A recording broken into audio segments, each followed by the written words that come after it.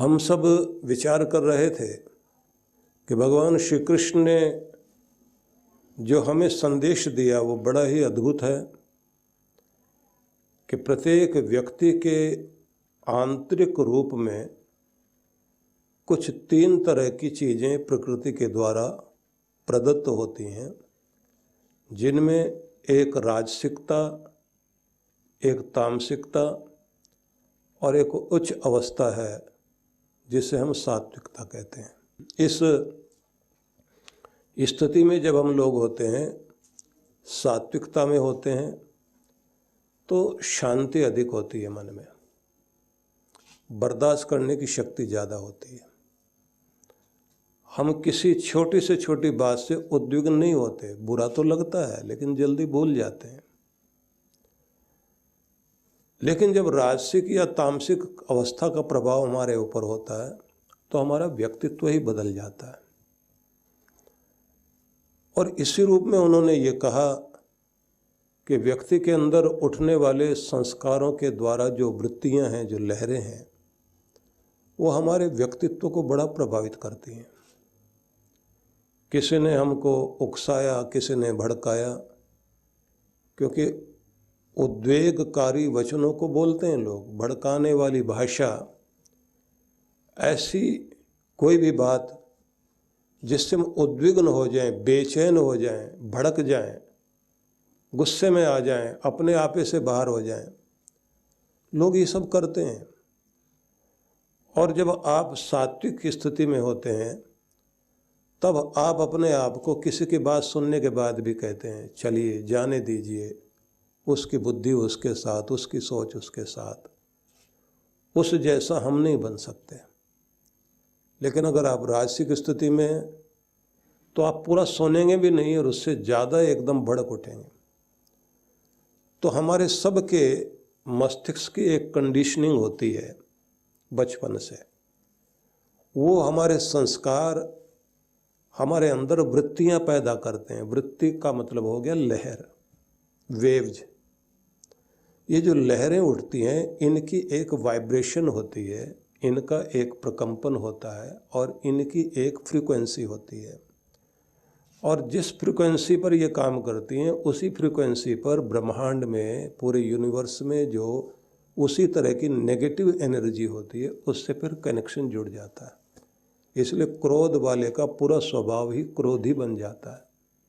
कुछ का थोड़े समय के लिए रहता है, कुछ लोगों का ढंग ही ऐसा होता है, उनसे कहें जरा शांति से बात करो, बोले मैं ऐसे ही बोलता हूँ। अब थोड़ा धीमे बोलो, धीमे ही तो बोल रहा हूँ, और कैसे बोल रहा हूँ, थोड़ा मीठा करके बोलिए, बोले कोई आग लगा रहा हूँ क्या, इससे ज़्यादा मीठा और क्या बोलो। तो उनकी भाषा ऐसी हो जाती है। तो ये सब समझते समझते हम जिस बिंदु तक आए थे वो ये था कि व्यक्ति के अंदर फिर ये जो काम, ये जो क्रोध, ये जो लोभ, ये जो 5 शत्रु हैं, ये किस तरह काम करते हैं और क्रोध से हम कैसे अपने आप को संभाल सकते हैं, वो सब पर हमने चिंतन किया। और कल चलते चलते हम जिस बिंदु तक आए थे वह था कि हम सब के पास में 5-5 शक्तियां हैं, और उसी में हम सब ने ये जाना कि ये 5 उंगलियां, इनके पीछे हमारा भाग्य जुड़ा हुआ है। ये जो हमारी 5 उंगलियां हैं ना, इसके पीछे हथेली में हमारा भाग्य लिखा हुआ है। तो हम अपना भाग्य भी जगाना चाहते हैं तो इन 5 उंगलियों का इस्तेमाल जरूर करना चाहिए, मतलब कर्म पहले चाहिए।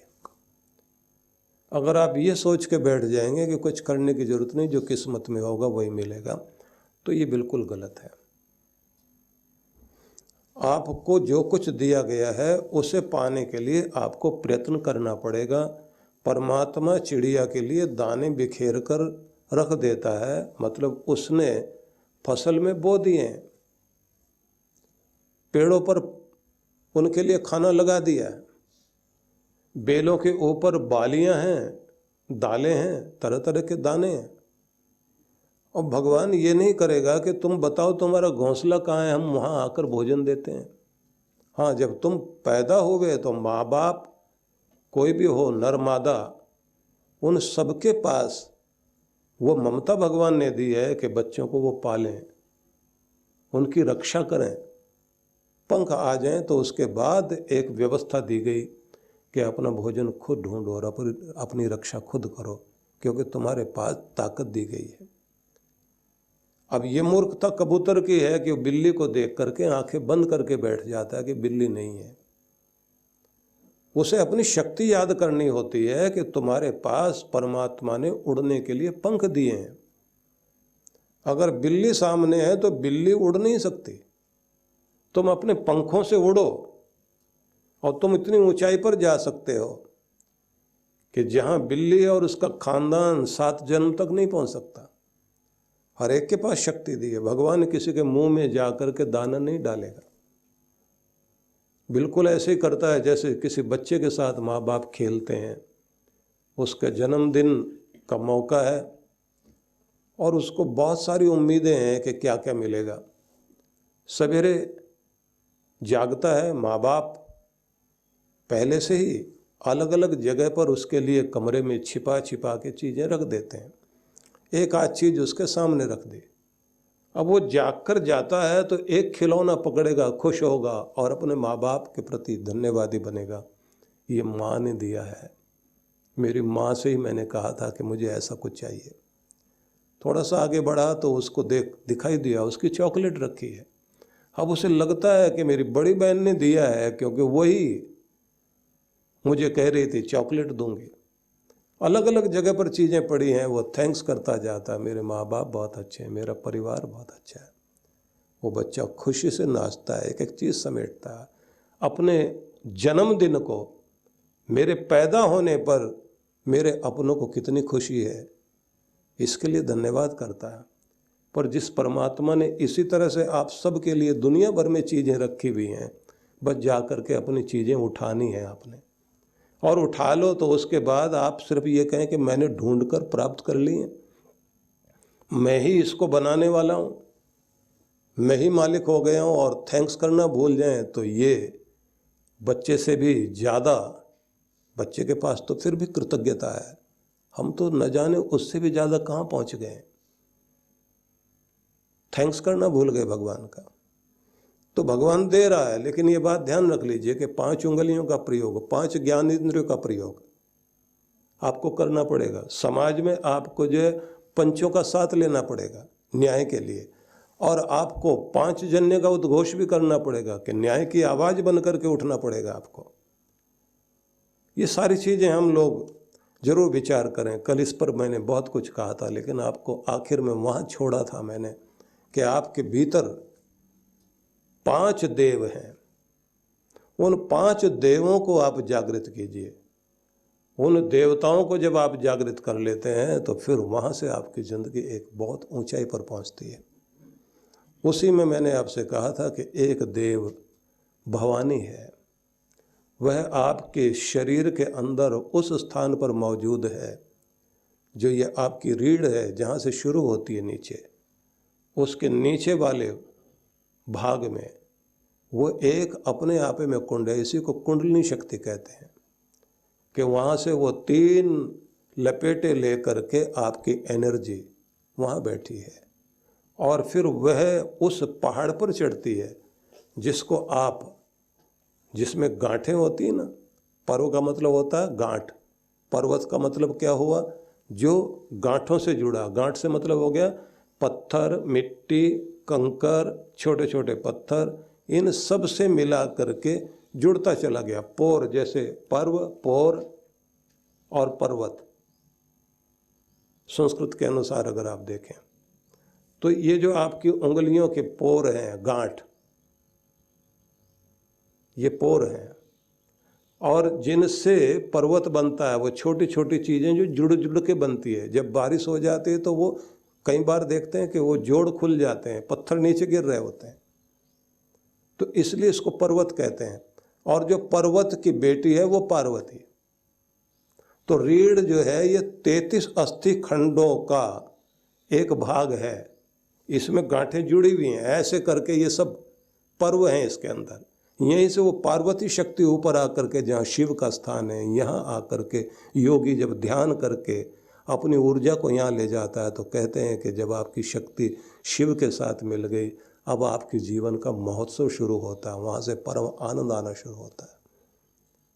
तो ये आपके लिए, ध्यान करने वाले लोगों के लिए ये एक महत्वपूर्ण बात मानी गई है। और इसी के लिए कहा गया, या निशा सर्वभूतानां तस्याम जागृति संयमी। दुनिया जहाँ सोई पड़ी है, जिसके प्रति आंख बंद करके लोग ऐसे समझे हैं कि जैसे अंधेरी रात है, बेखबर है जिस चीज के प्रति, उसके प्रति खबरदार होकर कोई योगी जागा बैठा है। सारी दुनिया सामान इकट्ठा करने की कोशिश में लगी है, जिसको यहाँ छोड़ के जाना है। किसी प्रदेश में गए लोग, किसी देश में गए लोग अपना देश के नियम जानते हैं, विदेश के नियम नहीं जानते, न जाने क्या क्या चीज़ें इकट्ठी कर ली। और फिर किसी ने बाद में आकर के कहा, भैया यहाँ से कुछ ले जा नहीं सकोगे, क्योंकि जब आप हवाई अड्डे पे जाओगे तो ये सब चीज़ें वहीं रखवा ली जाएंगी आपसे, ये सब ले जा नहीं सकते। जो ले जा सकते हो वो करो आप। यहाँ की करेंसी भी यहीं रखनी पड़ेगी। और कमाल की बात है, परमात्मा का यही चमत्कार है कि उसने कोई पुलिस नहीं लगाई होती, कोई देखरेख करने वाले लोग नहीं लगाए होते कि इस आदमी की तलाशी लेना, आखिर में कुछ लेके तो नहीं जा रहा। एसपी, डीएसपी, नीचे वाले सारे अधिकारी, कमिश्नर तक के सारे लोग सब इकट्ठे करके खड़ा कर दे, तलाशी लेना इस आदमी की कुछ चुरा के ले जा सकता है। लेकिन आपने देखा होगा कि जैसे ही दुनिया से आदमी जाता है, वो खुद ही कह देता है, हाथ ऐसे करके खोल करके, नहीं ले जा रहा हूँ कुछ भी, हाथ खुल जाते हैं। हाँ, जब आता है दुनिया में तो मुट्ठी बंद रहती है, मुट्ठी बांध के आया और मुट्ठी खोल के चला गया, अपने आप बोल देता है नहीं ले जा रहा कुछ भी। इसलिए भारत की परंपरा भी अद्भुत है। जाने वाले की विदाई के लिए जो ड्रेस दी जाती है, बिना सिले कपड़ों की ड्रेस होती है। एक कपड़ा नीचे बिछाया, एक कपड़ा ऊपर उड़ा दिया, उसी का नाम कफन है। और जिसमें सिलाई नहीं है तो वहाँ पॉकेट का तो कोई सवाल ही नहीं है। दुनिया में खूब कमाया, क्या हीरे क्या मोती, पर क्या करें यारो, कफन में जेब नहीं होती। किसी के भी कफन में कोई जेब नहीं होती, कितने भी हीरे जवाहरात कमा लें तो जाएगा तो नहीं कुछ भी। और भगवान ने भी कोई व्यवस्था नहीं की हुई है कि वहाँ आदमी खड़ा कर दे कि ये बहुत चालाक आदमी है, कुछ ले जाएगा। और अगर अंगूठी कोई बढ़िया कीमती पहन भी रखी है तो वहाँ निकाल लेते हैं लोग। जब चिता पर चढ़ाया जा रहा होता, पंडित की भी वहाँ जो खड़े होते उसकी भी नज़र बहुत तेज होती है उस समय, वो भी बोल देता है, यजमान आप निकालोगे या मैं निकाल के दूं। और अगर फिर भी चली गई साथ में तो आप लोग जानते ही हैं कि वो आग में जलने के बाद में जो राख बचती है, उस राख में से कुछ ढूंढ रहे होते हैं चालाक लोग। सामान कुछ भी नहीं जाएगा उधर। तो सारे लोग तो सामान इकट्ठा करने में लगे हुए हैं, दुनिया एक तरफ लगी हुई है। और एक और है जो सारी दुनिया जिस तरफ से बेखबर है, उस तरफ ध्यान नहीं दे रहे कि उधर जाएगा क्या। तो एक ज्यादा होशियार है, उस सामान को इकट्ठा कर रहा है जो उस पार जाएगा, जो अपने देश जाएगा। वही योगी है। तस्याम जागृति संयमी, उसमें जागा हुआ है वो संयमी, वो साधक। उसकी पूरी कोशिश है कि मैं उस तरफ जाऊं जो चीज़ यहाँ से वहाँ तक जाएगी। मेरे पुण्य, मेरी भक्ति, मेरे परमात्मा से मेल, मेरे लिए वो बात होनी चाहिए जिस मरने से जग डरे मेरे मन आनंद, मर करके ही पाइए पूर्ण परमानंद। परमात्मा से मिलन का अवसर नज़दीक आ रहा है। तो इसलिए गीता एक बड़ा अद्भुत संदेश देती है कि एक तरफ दुनिया जिधर आंख बंद करके पड़ी है, उस तरफ से आंख खोल कर बैठा है एक साधक। और जिधर लोगों का जागना शुरू है, उस तरफ वो सोया हुआ कि नहीं चाहिए भाई। उससे आकर के कहा जाए, कितना अच्छा एक व्यक्ति थे च्वांगसू, जिनके पास वहाँ के राजा ने आकर के ये कहा कि मैं चाहता हूँ कि तुम मेरे राज्य के कुल गुरु बन जाओ। उन्होंने कहा क्यों, मुझे जरूरत क्या? नहीं, हमारा मान बढ़ेगा, हमें आपकी आवश्यकता है। बोले जो मेरे निर्देश और मेरी कुछ शिक्षा है उसकी जरूरत है, वो मैं यहीं से दे सकता हूं। नहीं, हम आपको एक सम्मानित स्थान देना चाहते हैं। तो उसने जो बात कही वो बड़ी अद्भुत थी। उसने कहा देखो, मैं यहाँ इस नदी के किनारे बैठा हुआ और ये आटे की गोलियां डाल रहा हूँ पानी में, और ये मछलियां आकर के खा रही हैं, और एक कछुआ हर दिन आता है मुझसे मिलने। तो ये यहाँ कीचड़ में चलता हुआ आएगा और आकर के उसके बाद एक गोली खा करके और पानी में लेटता हुआ, और उसके बाद फिर सरक करके धूप वाली जगह बैठ जाता है मेरे साथ। तो एक कछुआ तुम्हारे पास भी है, वो तुम्हारे साम्राज्य का जो बड़ा महल है, जहां तुम्हारा सिंहासन है, उसके सामने एक पूजा की जगह बनाई हुई तुमने, जिसमें चौकी सोने की है, और उसमें एक कछुआ है जिसके ऊपर आपने सोना मढ़ रखा, और उसके आगे आप जो है अगरबत्तियां जलाते हैं। तिब्बती लोगों में, और जो भारत का वो भाग जो चाइना में ने कब्जा कर लिया, वो वाला भाग जो तिब्बत का एरिया है, अभी भी फेंग शुई की पद्धति में लोग जो है कछुआ लोग अपने घर में जो है, भले ही उसका कांच का रख लें या किसी और धातु का रख लें, तो समझते हैं ये खुशी देने वाला, समृद्धि देने वाला है। तो इन्होंने कहा कि तुमने एक कछुआ रखा हुआ है, तो ये वाला कछुआ जो यहाँ है, अगर तुम इससे ये पूछो कि क्या तू उस गद्दी पे बैठेगा सोने वाली पर, जहाँ अगरबत्तियाँ जलाई जाएंगी और सोने से तुम्हारा ऊपर का जो खोल है उसको सजाया जाएगा, तो ये कछुआ क्या कहेगा?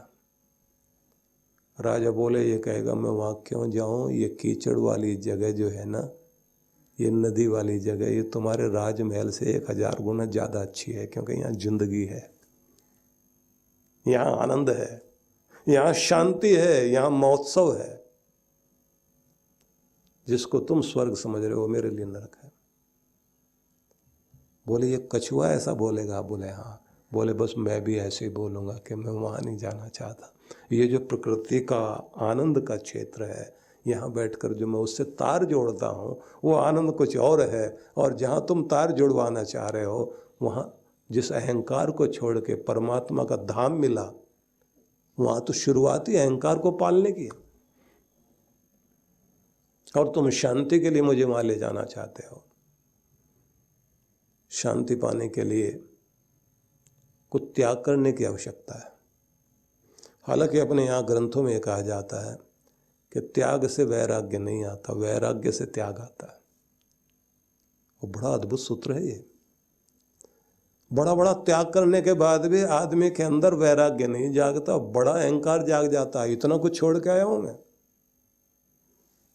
कई महात्मा लोग बोल देते हैं 15-20 करोड़ की दौलत पर लात मार के आया हूं, और उसके बाद दूसरा कहता है महाराज लगता है लात ठीक से लगी नहीं तो याद नहीं रहती। सद्गुरु श्री सुधांशु जी महाराज द्वारा मानव सेवा को समर्पित संस्था विश्व जागृति मिशन वर्ष 1991 से धर्म, समाज एवं मानवता की सेवा में संलग्न है।